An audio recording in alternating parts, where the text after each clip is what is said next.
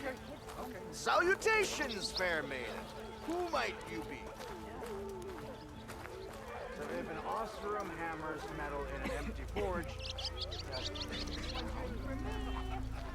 one drink for other me. hey! Why are you so blurry? Take it easy today, okay? I heard that whole ale.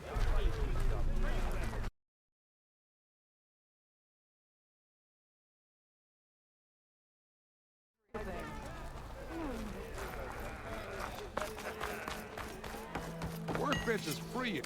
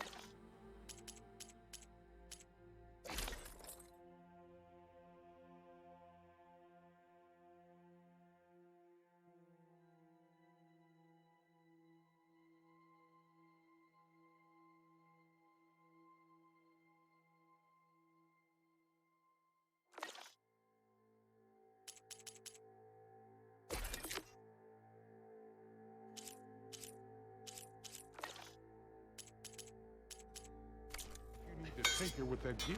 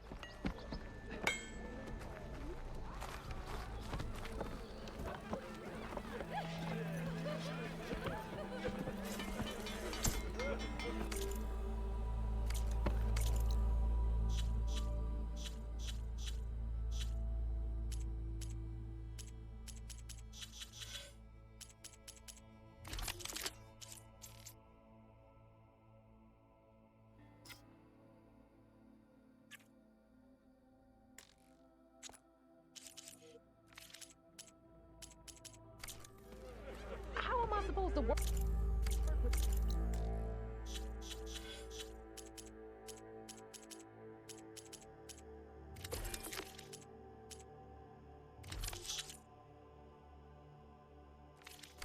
The hammer in this state.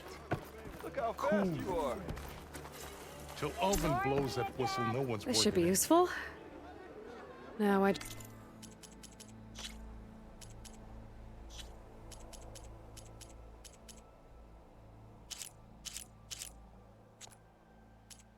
just need to find Erend and help him clear the bristlebacks.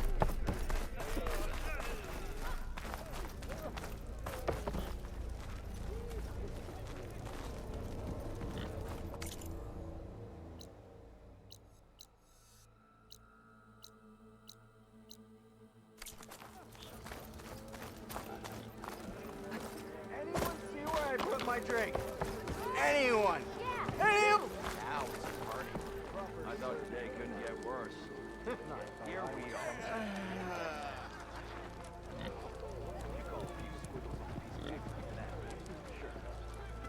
Okay, shoot. What's this?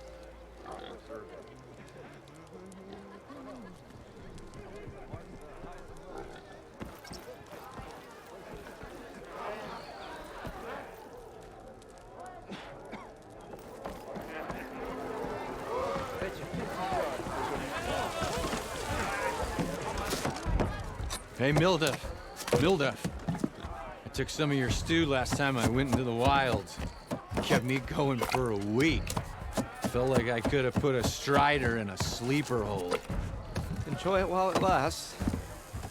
Sounds like you're serving up some impressive provisions here. Not again.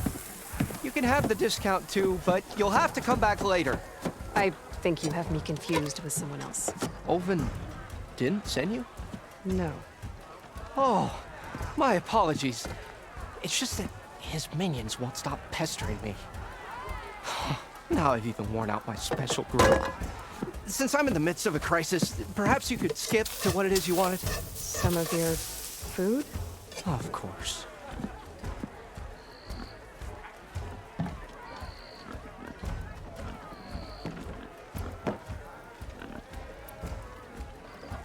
How did you end up in Chainscrape? Heard about a new and upcoming town at the edge of the frontier. Where there's a town, there's a tavern. I was in need of work. So I got myself out here and started cooking. Some of these people had never tasted proper boars and berries stew before. Anyway, next thing I knew, people kept coming back. Guess they liked my food. Or the ale. Your last customer mentioned your cooking really kept him going out in the wild. Where I'm headed, I could use some of that. I would be happy to oblige, especially since you have the decency to ask pleasantly. But my special groove griddle is no more. Without it, I can't cook any of my signature dishes. I hate to think what'll happen when I'm forced to refuse Olvin or his goons. Even if I already had the right ingredients, there's nothing I can do. Unless you can source me a temporary replacement? What do you need? For the ingredients, a few pieces of decent wild meat, and I'd say a big handful of bitter leaf stems. That'll do. As for the griddle, a corrugated metal panel might suffice until I can have a new one forged. You'd likely find one in a scrounger pile, if you follow the river to the northeast. Don't worry, I'll clean it first. You'll have no issue finding boars and bitter leaf on your way. Assuming you're as much a hunter-gatherer as your clothing suggests. Thanks, Mildef. I'll keep an eye out. So that's what gratitude sounds like. And don't let anyone push you around, okay? If you say so. You want me to help out for a minute? Just let me know, okay?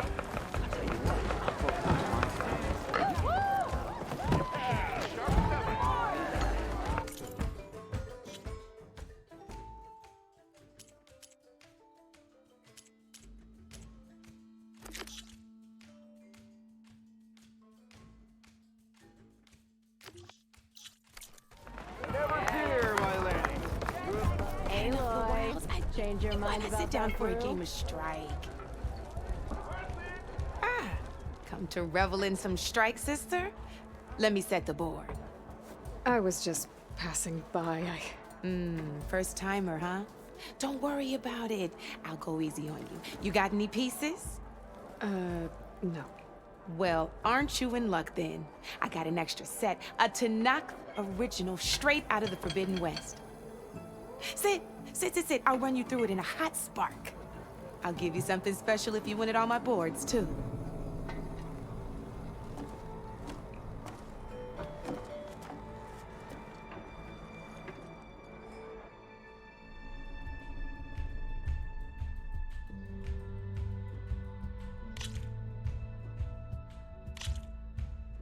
All right, let's start off simple. The Tanakh like to say that Machine Strike is a game of pure strategy. We each get a set of pieces. Each piece represents a kind of machine, and each machine is worth a different number of victory points. And to win the game, you'll need to gain 7 victory points by destroying the opponent's machines. It can be tricky remembering the details of every machine, so we use these notes to keep track of them. You see that number on the top right corner? That there is how many victory points you'll get for destroying that machine. Notes also tell you how far a piece can move, how powerful their attacks are, the distance they can strike from, and of course, their health. Okay, that's enough for now. Let's just play. I'll explain the rest as we go. I own the board, so I get to choose who goes first. Since this is your first time, I'll let you go. Usually you get to choose which pieces to set on the board, but this will do for now. Pick up that machine piece to your right, and move it forward.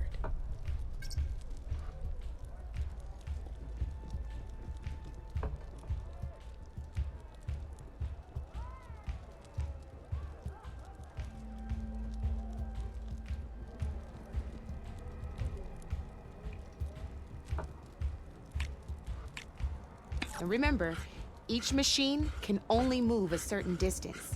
Take a look at your notes if you need a reminder.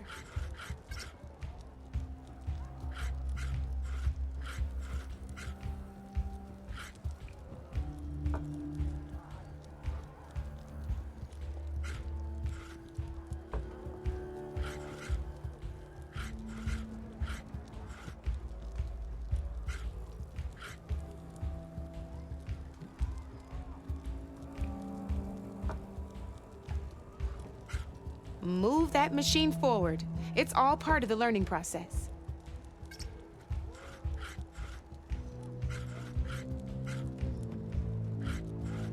Just need to, move that machine forward, Red. Gotta move that machine forward.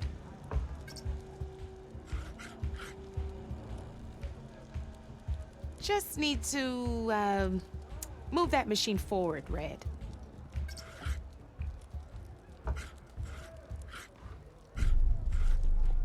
Move that machine forward. It's all part of the learning process.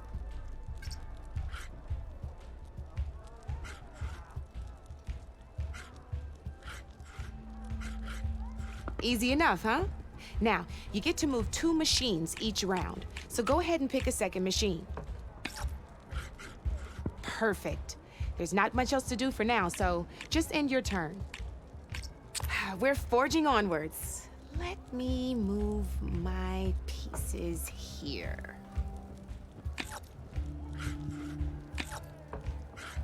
And we're back to you. This time, why don't you try attacking one of my pieces? Try with that machine on your right first. Now move the piece close enough to attack one of my machines. Move that machine close enough to attack mine. When performing an attack, you'll be testing your machine's combat power against the opponent's. A machine's combat power is a combination of the terrain your machine is standing on and its own attack power. This board only has grassland terrain, which has no effect on a machine's combat power. And your current machine has 2 points of attack power. So in total, your machine's combat power equals 2 points. Since my machine isn't the one attacking, it has 0 points of attack power. And just like your machine, it's not affected by grassland terrain. So right now, the difference in combat power between the 2 machines is 2 points. This means your machine can do 2 points of damage to my machine. Did you get all that?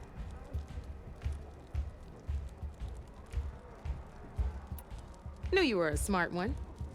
Finish up by attacking my machine. Not pulling any punches, huh? Now grab that second machine of yours. See how your machine can't move close enough to attack mine? Downside to sprinting is that your machine can no longer attack. Now some players like to take a risk and overcharge their machine in cases like this. Overcharging lets you attack after a sprint, but it will damage your machine. That's about it for your turn. Now, I'll let you in on a neat trick. That machine of yours, the one closest to me, grab a hold of it. Same as in the wilds, machines have both armored points and weak points. You can see them marked on the pieces. Blue shows where their armor is thickest. Hit them there, and you'll do some damage, but not a lot. Now, red shows the machine's weak points. Hit those, and you'll deal a mighty blow. Here, let me show you. Rotate that piece so your machine faces mine.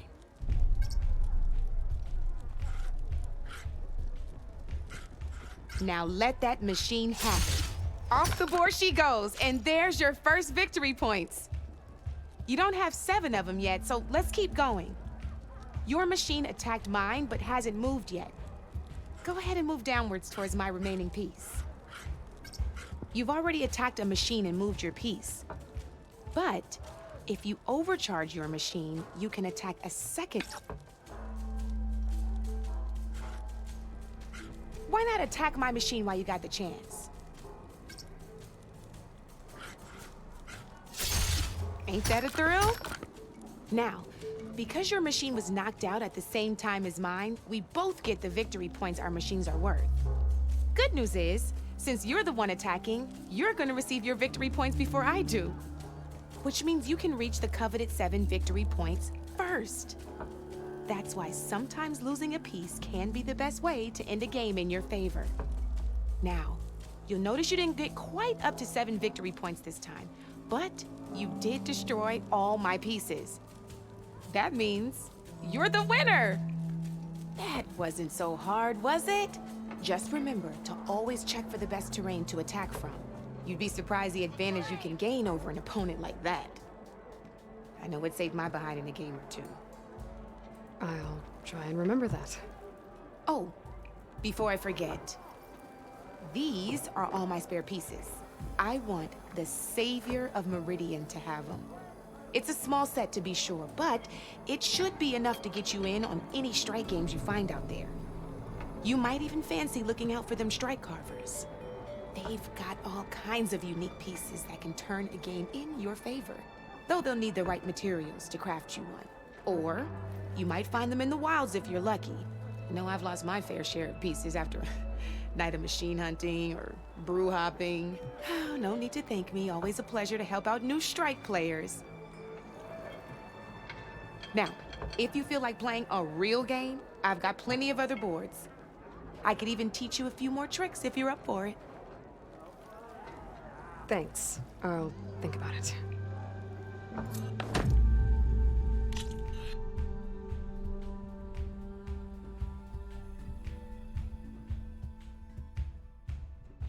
I'll see you later, Aloy.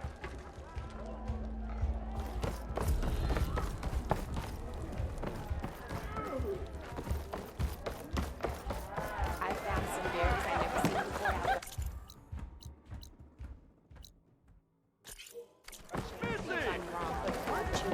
I will take whatever ale you recommend, please. We are on the same side here, Oak.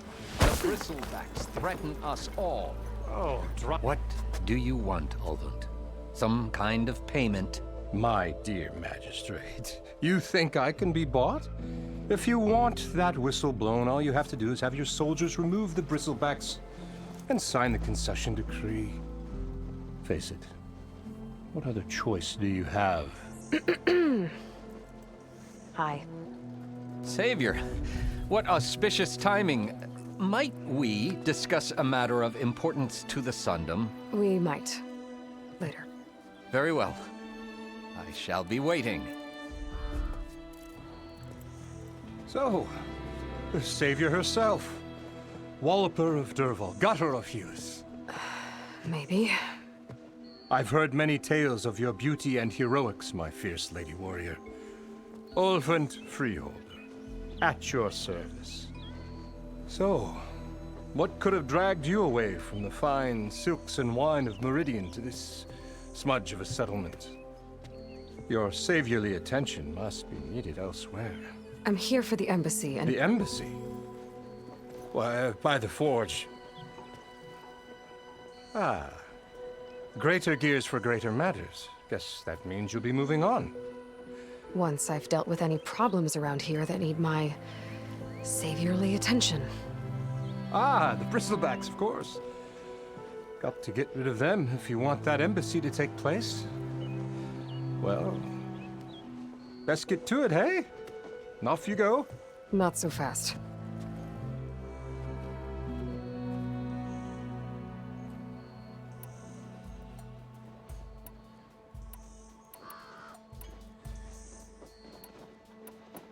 Where's the whistle? Right in the middle of town, but with the threat out there, I'm not endangering innocent Osram lives. I'm going to clear out the bristlebacks. And when I'm done, this valley is gonna get moving. If that's what it takes. Until then, I'll keep looking after the safety of these good folk. Just be ready to blow the whistle. Better see what that Carja magistrate wanted. I bet he's in the tavern.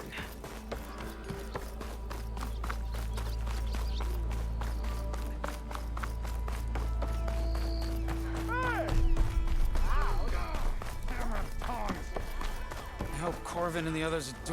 What happened to you? That damn mine is what happened to me. It won't be the last injury if Olvin keeps shoving those tongs into those tunnels. What mine? Northeast of Chainscrape, where the river ends. I told Corvin we should stop when the first cave-in happened, but Olvin probably threatened to cut off our pay. Or worse. How about you slow down and take me through it?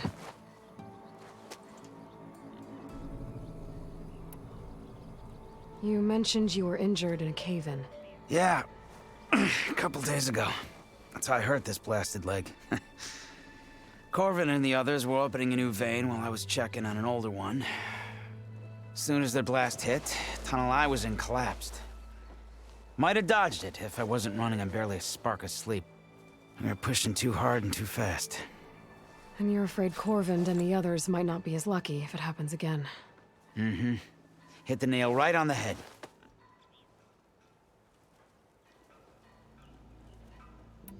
How come Olvin's in charge? Don't these mines belong to the Carja? Try telling Olvin that. He brought in all the backing to get them open. Might as well own them. Fire and spit. You ask him. He owns us as well. Who's Corvind? He's their foreman. And a damn good one. The kind that knows how to deal with management when it gets unreasonable. But Olvind... his demands go beyond unreasonable.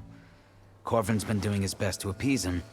He even blamed himself for my injury when it was Olvin who ordered the extra shifts. Sounds like a good guy. That's why we all put up with the long hours and lousy conditions. But if the whole mine becomes unstable, I'd rather suffer Olvin's wrath than die buried in rubble. I could check in on your crew if I'm in the area. I would appreciate that. Thank you.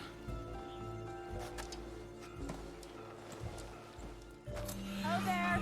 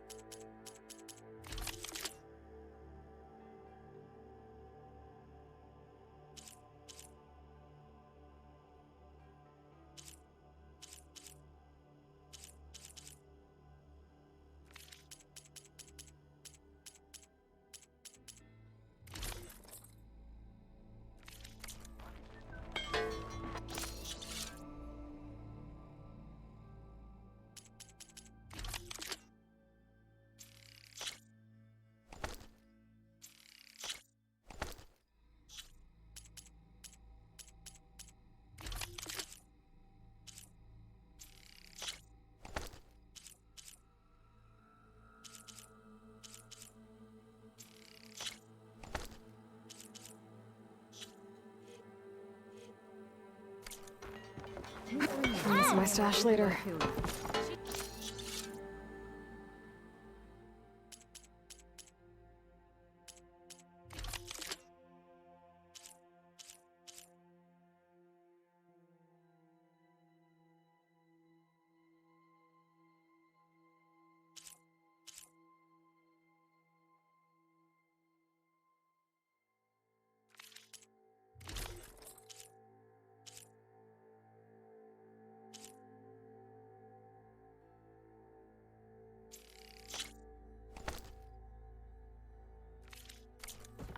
Unless Ulvin and his cronies hear about it. Now leave me be.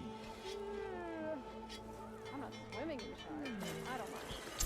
Be free solid.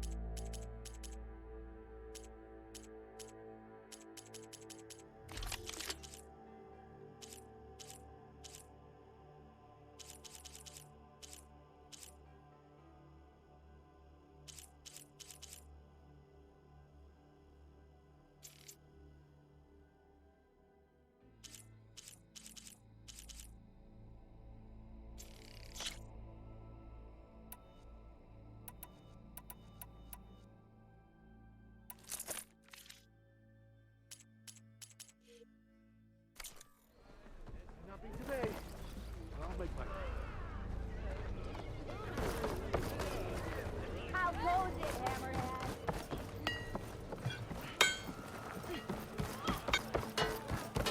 Looking sharp as ever.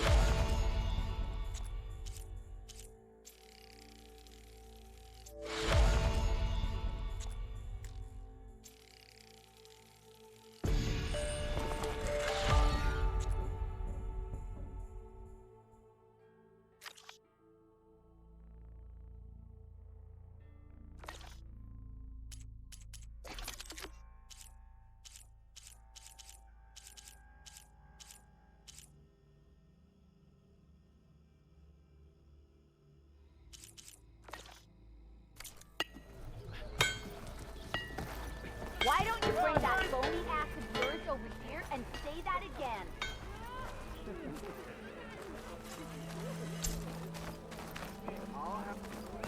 Hey! Run your hearts out, Lilith.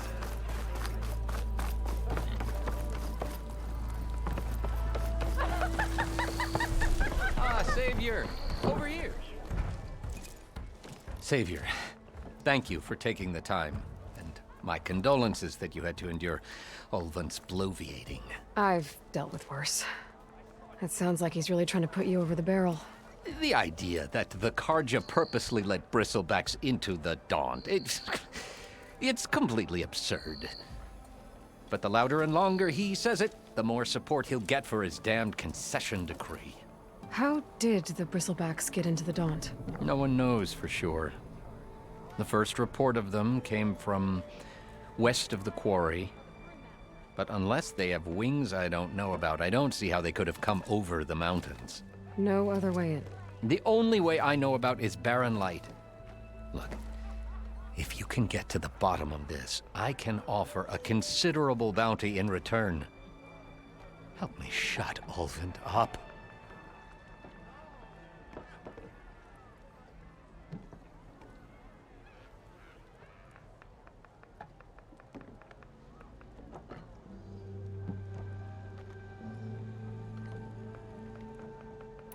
What is this concession decree that Ulvund wants? He wants the Sundom to designate portions of the Daunt as Oseram holdings.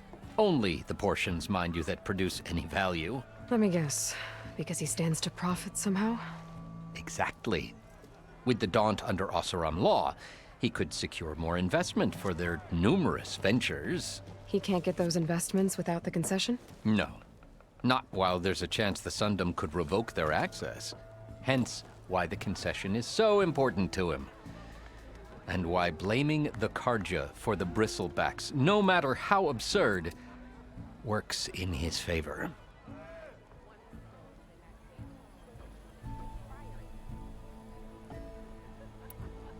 How does blaming the Karja for the bristlebacks help Ulvund get his concession? Look around.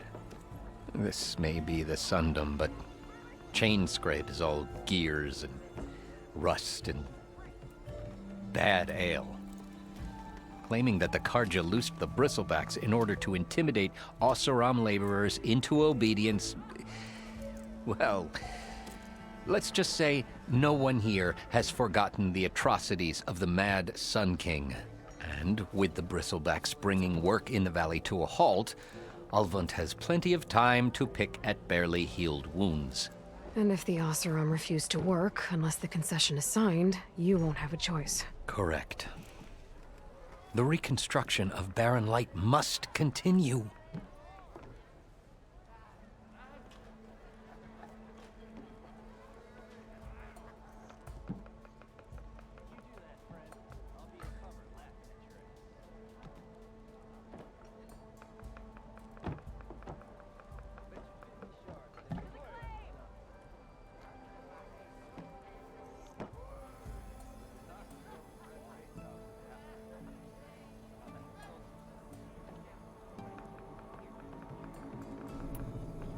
How did you get stuck out here? I asked for the posting, believe it or not. Overseeing the entire valley on behalf of the Sun King? It was an honor. Is an honor, I mean. But your job would be a lot easier without someone like Ulvund blasting hot air all the time? Ulvund's not going anywhere. He's been around longer than I have. Even fancies himself the founder of Chainscrape.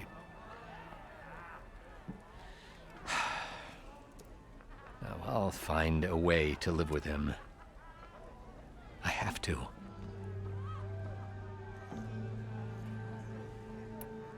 You said the bristlebacks were first spotted west of the quarry? Yes, according to one terrified laborer, said the ground trembled before they came charging down the hillside. He took off and ran all the way here. Good place to start looking, then. If you learn the truth, maybe Ulvund will stop blaming the Karja for every problem under the sun, and maybe then he'll actually focus on rebuilding Barren Light instead.